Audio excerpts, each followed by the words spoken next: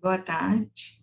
Meu nome é Érica Andrade Silva, eu sou professora da Faculdade de Enfermagem da UFJF e vou estar aqui neste curso hoje falando um pouco para vocês sobre identificação e rastreio de sintomáticos respiratórios nas unidades prisionais. Bom, antes de tudo, é importante a gente falar que a população privada de liberdade, ela apresenta alto risco de adoecimento por tuberculose. A busca ativa, né, de sintomático respiratório, ela deve ser realizada idealmente 2 vezes ao ano, com o objetivo de identificar precocemente as pessoas doentes. Essa atividade, ela tem um importante papel no controle da tuberculose, em especial nessa população, que são as pessoas privadas de liberdade. Bom, em relação à detecção de casos, né, a possibilidade de fazermos isso dentro das unidades prisionais pode ser por meio de busca ativa ou de busca passiva.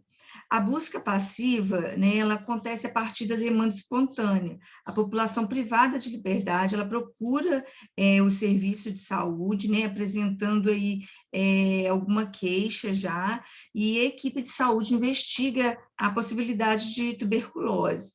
É importante dar uma especial atenção a essa população que tem antecedentes, né, históricos de tuberculose, ou infecção pelo HIV, ou diabetes, pela maior possibilidade de resistência e evolução das formas clínicas que são atípicas. Outra forma, né, de detecção dos casos da tuberculose é por meio da busca ativa de sintomático respiratório. Ela, né, em se tratando do contexto de unidades prisionais, é importante que ela seja realizada no momento do ingresso, né, na admissão do detento, entre os contatos e também, né, por meio do rastreamento de massa, né, que seria mesmo o estabelecimento de campanhas dentro das unidades prisionais, o que deveria idealmente acontecer, né, 2 vezes ao ano, visando aumentar a detecção de casos nessa população e de alta prevalência, né, o ponto de corte de duração da tosse para fins da busca ativa do sintomático respiratório definido para este grupo é tosse, né, com qualquer duração. A gente sabe que no contexto, né, de população com menor vulnerabilidade, a gente considera aí a presença de tosse persistente como ponto de corte com 3 semanas, né, em algumas situações até 2 semanas, mas para essa população especificamente, a tosse, a presença de tosse, independente da duração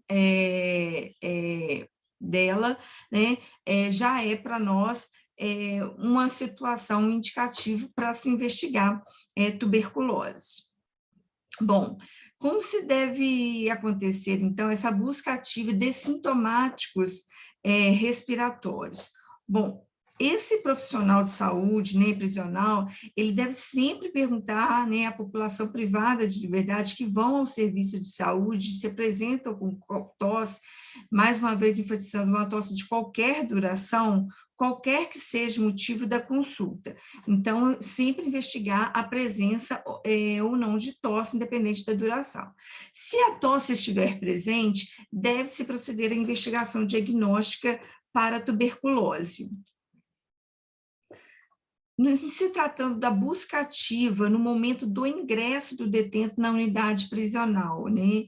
É um papel importante na detecção precoce da tuberculose, tem por objetivo identificar e tratar os pacientes com a doença, impedindo a introdução de novos casos nas unidades prisionais, né? Que essa doença se alastre lá dentro, quando uma pessoa externa vem, né, trazendo para dentro da unidade prisional. Deve fazer parte do exame admissional, né, idealmente, e ser realizado no prazo máximo de 7 dias após o ingresso na unidade prisional. Um pouco mais para frente, a gente vai falar com mais detalhes quais são esses exames que devem ser solicitados. Recomenda-se que a estratégia de informação, de educação, comunicação sobre a tuberculose seja sempre associada à atividade de triagem, alertando para os sintomas da doença, com orientação sobre os cuidados que são necessários. Bom, outra possibilidade, como já disse, é a busca ativa por meio de rastreamento de massa.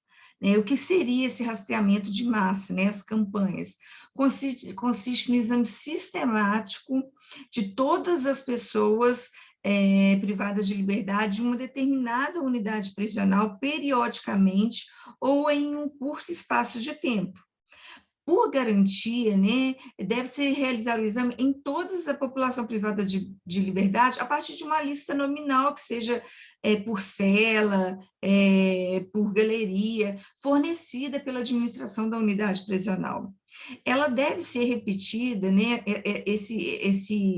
essa triagem, periodicamente, ao menos uma vez ao ano, e idealmente 2 vezes ao ano, priorizando as unidades prisionais que têm maior incidência de tuberculose.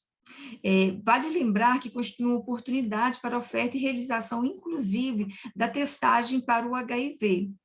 É uma estratégia muito importante, né, de controle, rastreamento de massa e permite dimensionar o problema, sensibilizar as autoridades e toda a comunidade carcerária, obtendo uma linha de base no primeiro rastreamento para planejar as ações de controle, além de construir um importante mote para a realização de atividades educativas com a população privada de liberdade e profissionais do sistema carcerário, uma vez que a gente consegue tratar o perfil exato da população que estaremos assistindo a curto, médio e longo prazo.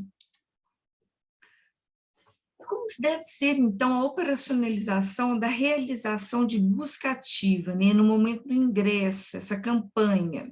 Bom, o ideal é que haja uma entrevista individual com todas as pessoas privadas de liberdade sobre a presença de tosse ou ou a infecção pelo HIV, ou história de tratamento anterior de tuberculose.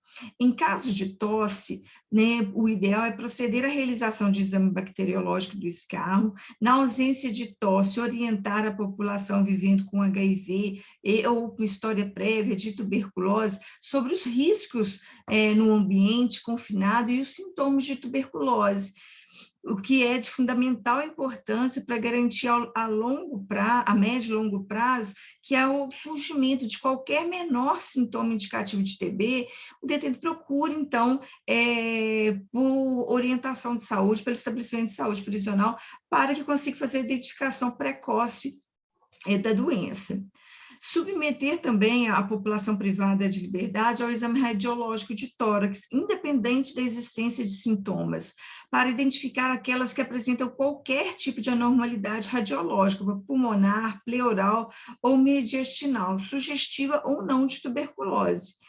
As pessoas que apresentam exames radiológicos com imagens sugestivas de tuberculose, elas também serão submetidas ao teste de diagnóstico, né, o teste rápido molecular para tuberculose, ou baciloscopia, cultura e teste de sensibilidade.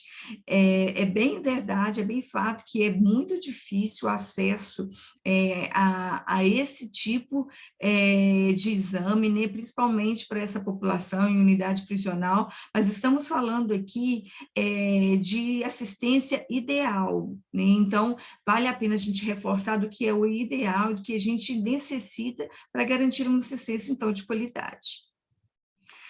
Importante também uma realização de busca ativa em contatos, né? O que seria essa busca ativa? Ela tem o objetivo de identificar outras pessoas com TB ativa por meio da busca ativa de sintomático respiratório, e identificar também pessoas infectadas pelo HIV. Em unidades prisionais, nós sabemos que com celas coletivas, ou naquelas onde há permanência de um grande número de população em espaço comum, todas as pessoas de uma mesma cela ou galeria devem ser consideradas como contato, o que na prática pode implicar na realização de busca ativa sistemática em toda uma unidade prisional. Os contatos familiares da população privada de liberdade com tuberculose devem ser sempre orientados a procurar o serviço de saúde extramuro para avaliação do risco e rastreamento adequado quando for necessário. Mais objetivamente falando, então, desse diagnóstico do sintomático respiratório, uma vez que ele seja identificado por meio de busca passiva ou principalmente por meio da busca ativa, né? Existe a possibilidade do diagnóstico pela baciloscopia discal, né, que é o exame microscópico direto, a baciloscopia direta, e é indicada nas seguintes condições: no sintomático respiratório durante a estratégia de busca ativa, em caso de suspeita clínica e ou radiológica de tuberculose pulmonar, independentemente do tempo de tosse. Para acompanhamento e controle de cura em casos pulmonares, com confirmação laboratorial, também é indicado esse tipo de exame. Outra possibilidade, e até mais comum e mais rotineiramente usado nos serviços de saúde, é o teste rápido molecular para tuberculose, o TRM-TB. Ele está indicado prioritariamente para o diagnóstico da tuberculose pulmonar e laríngea em adultos e adolescentes. Eu trago, então, aqui para vocês, né, um fluxograma que traz um algoritmo de diagnóstico de casos novos de tuberculose pulmonar e laríngea em adultos e adolescentes, em populações de maior vulnerabilidade, baseado no teste rápido molecular de tuberculose. Esse algoritmo é principalmente aplicável a essa população privada de liberdade, né, por ser uma população sabidamente com maior vulnerabilidade. Então, se chega até o serviço uma pessoa com suspeita de tuberculose pulmonar ou laríngea, né, seja por meio de apresentação da tosse, né, de um quadro clínico, independente da sua duração, um quadro clínico sugestivo da TB. Então, o que é feito imediatamente? A realização do teste rápido molecular, solicitar também a cultura e o teste de sensibilidade. Uma vez encontrado o Mycobacterium tuberculose, no TRM-TB, a gente identifica um paciente com tuberculose. Se ele tem resistência à rifampicina detectada no teste rápido molecular, a orientação é repetir o teste rápido molecular e encaminhar imediatamente para a referência terciária, não esquecendo de cobrar, solicitar a cultura e o teste de sensibilidade, que já deve ser solicitado lá naquele primeiro atendimento. O ideal é que ele vá para o nível terciário já com esses resultados de exame em mãos, né? E se não for, né, não deve ser impedimento para o encaminhamento, que isso seja cobrado lá, tá? Mas o que a gente reforça é que não seja deixado, adiado a solicitação destes exames de cultura,